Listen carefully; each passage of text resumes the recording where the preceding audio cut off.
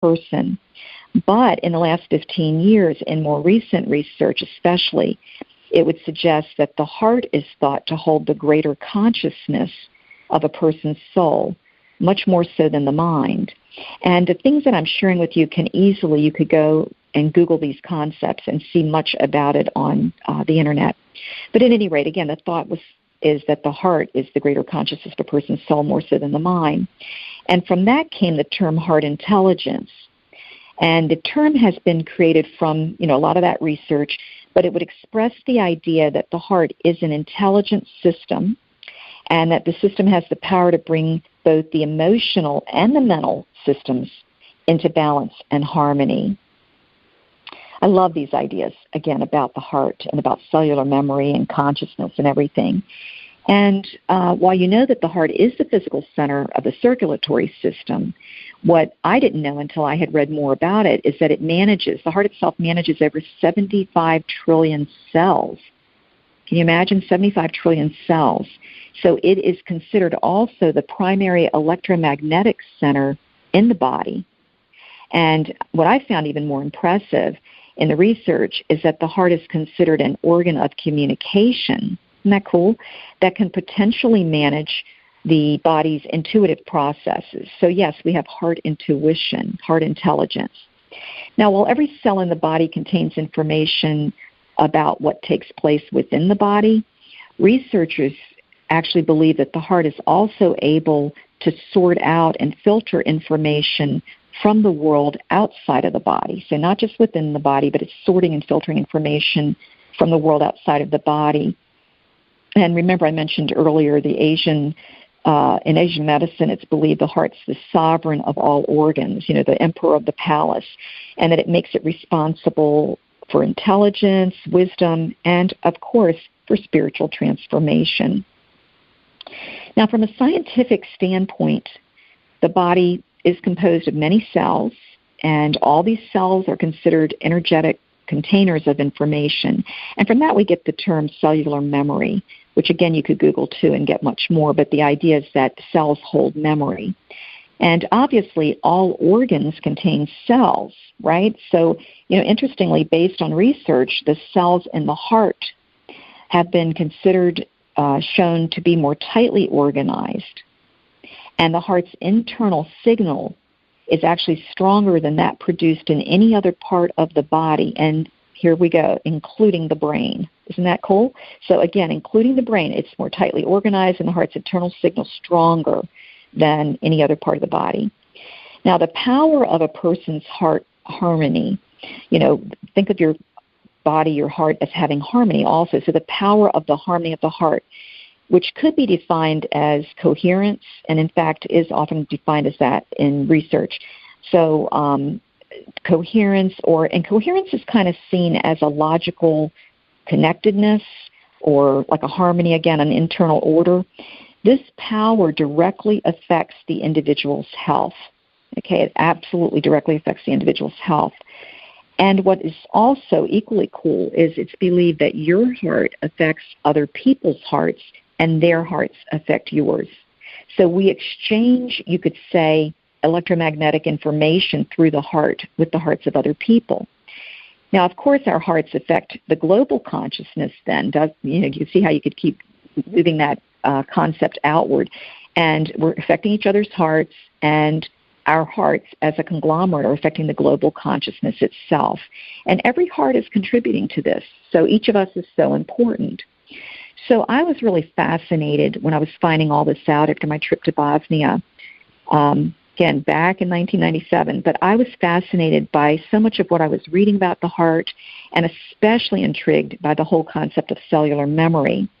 Now, what was interesting is in reading, I learned that, and I think it was back in 97 or 98, there was a book, and it was called A Change of Heart, and it had been published, I believe, that year, but it was describing the apparent personality changes that were experienced by a woman who had received a heart and lung transplant at Yale New Haven Hospital. And her name was Claire Sylvia, and this was I believe it was in 1988, actually, that she got the transplant, but the book was written later. Anyway, the patient, Mrs. Sylvia, reported noticing after her transplant that various attitudes, habits, and tastes of hers had changed following her transplant surgery. And what I thought was amazing was she had cravings for foods that she had previously really disliked. An example was that though she was a health-conscious dancer and choreographer, upon leaving the hospital, she had an uncontrollable urge to go to a fast food chicken outlet and order chicken, nuggets, a food she had never eaten. So, how cool is that? I want to tell you more about that, but it is time for a break. I'm Dr. Cynthia Bischoff, your host for Heart Living with Dr. Cynthia Bischoff. Dream Vision 7 Radio Network's the media partner for Omega Institute. For more information, go to dreamvision7radio.com. We'll be back for further tips on the power of your heart. Thanks for listening.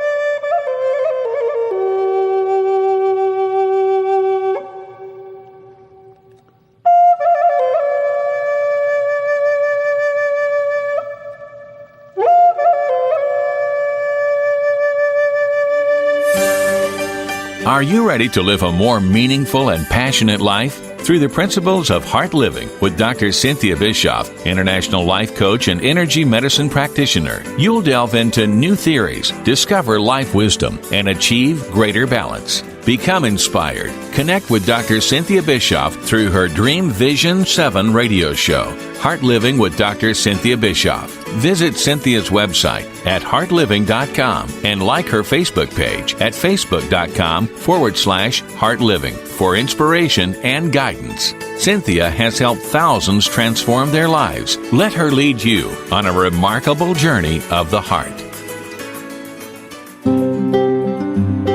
If you're living with fear and stress in your life, there is an answer.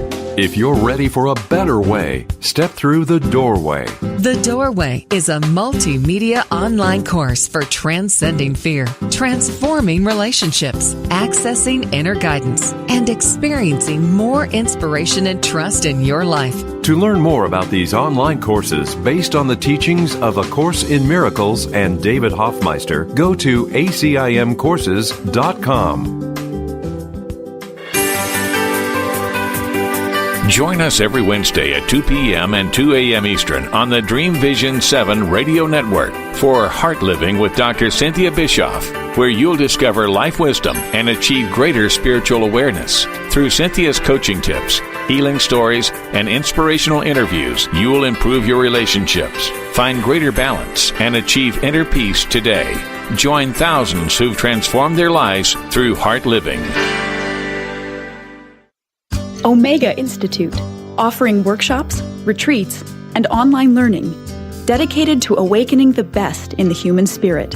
With a 40-year track record, pioneering holistic studies, and helping more than 1 million people find a deeper sense of purpose, Omega is known the world over as a trusted source for an integrated approach to personal growth and social change. Located in Rhinebeck, New York, just 90 miles north of New York City, Omega's natural environment and quiet pace allow for extraordinary experiences to unfold. Learn more at eomega.org. Are you ready for the quantum age? Humanity's next step in evolution? Dream Vision 7 Radio Network invites you to the extraordinary platform of evolutionary voices for the quantum age. Let's explore. Learn more about this upcoming age where we bridge science with spirituality. Where potentiality meets reality. Where we take compassion into action. Our trailblazers and visionaries will ask the whys, the what-ifs, while igniting continuous possibility. Come along with us into an age beyond what we know today, where we can grow together in unity consciousness. Experience evolutionary voices for the quantum age, Monday through Friday at 8 a.m. and 8 p.m. Eastern on DreamVision7Radio.com. This is Dream Vision 7 Radio Network, uniting mankind with universal love. Our shows are created from the heart, bringing each listener to a place of divine enlightenment.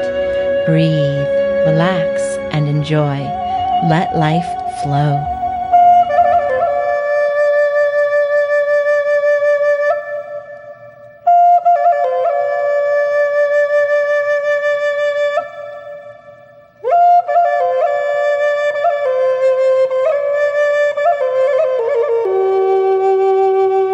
Welcome back. You're listening to Dream Vision 7 Radio. I'm Dr. Cynthia Bischoff of the Heart Living with Dr. Cynthia Bischoff show.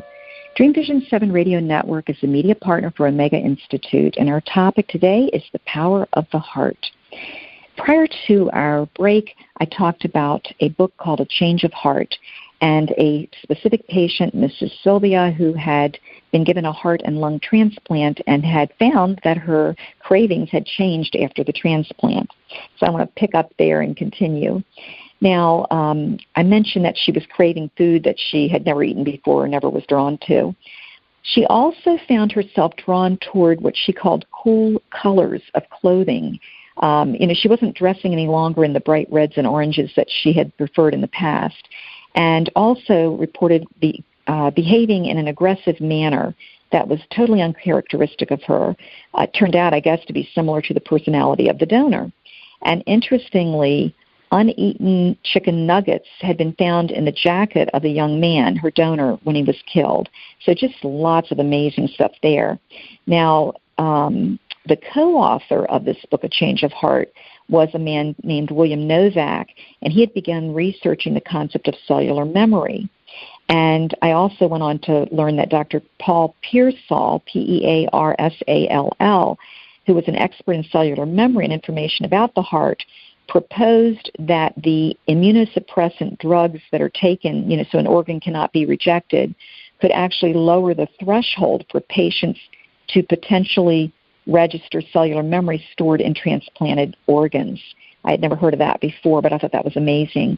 And apparently the patient was unique because she received a substantial amount of new tissue, both heart and lungs, and she was very health conscious and emotionally open and sensitive.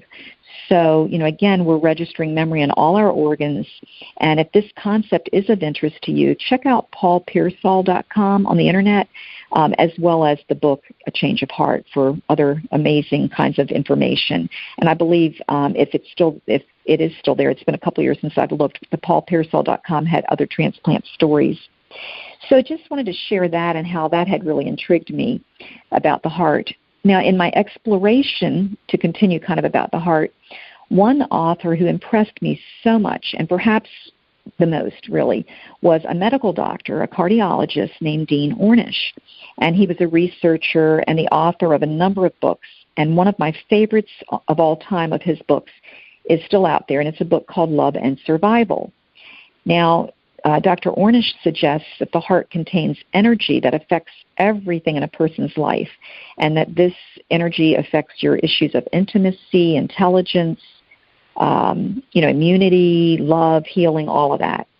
And he did studies over an extensive period of time which confirmed that people who grew up in families where they were allowed to express themselves, or what he calls self-disclose, tell others how they feel and all that, that they were more likely to enter into healthy, intimate relationships, that would in turn lead to healthier outcomes of physical health later in life.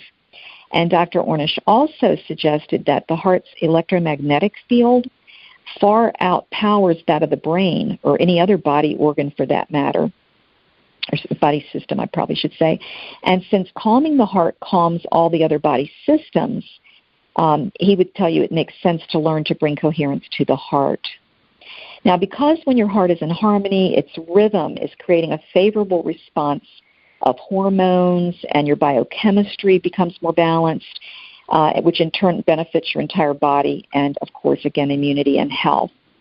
So Dr. Ornish's research, and since I started researching him in 1998, you can only imagine how far that's come in the last 22 years almost. Dr. Ornish's research now especially has shown that through various forms of opening your heart, and by opening your heart it would be sharing your feelings and issues, practicing forgiveness and all of that, that by doing that a person is greatly affected physically, emotionally, and spiritually. In other words, their heart heals, their health improves. And he would tell you that medicine today tends to focus primarily on what is physical and machine-like, administering drugs, surgery, focusing on germs, genetics, and all of that. But instead, even back in 98, he was saying love and intimacy are really at the root of what he would say makes us sick and what makes us well. Also what causes you to be sad and what also brings about your happiness.